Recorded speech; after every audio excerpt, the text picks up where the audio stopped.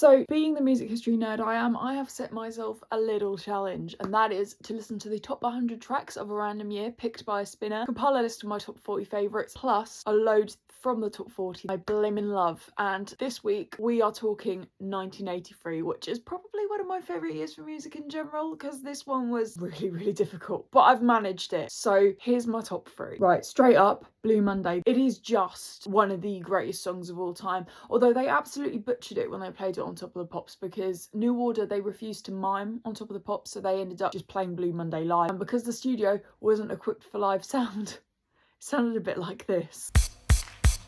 How does it feel when you treat me like you do?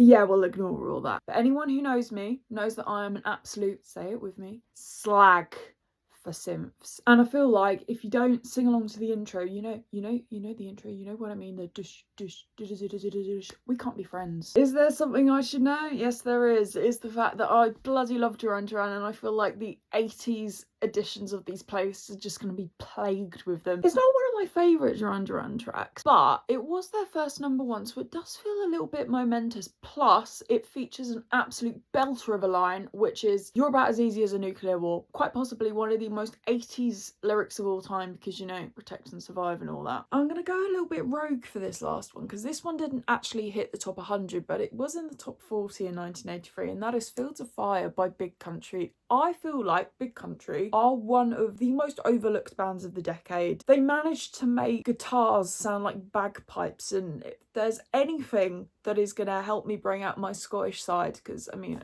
look at me, it is guitars that sound like bagpipes. Again, like Blue Monday, it's one of those songs where if you don't sing the instrumentals to this one, can't be friends. I also own the album that it's on vinyl because I love it that much, but don't tell anyone this is actually my dad's. And as always, there is plenty more where they came from, so if you would like to listen to my top 40 tracks of 1983, this is what it looks like. It's called Our Top 40 1983, and next week I'll be delving into 2000, which again was an arsehole to curate.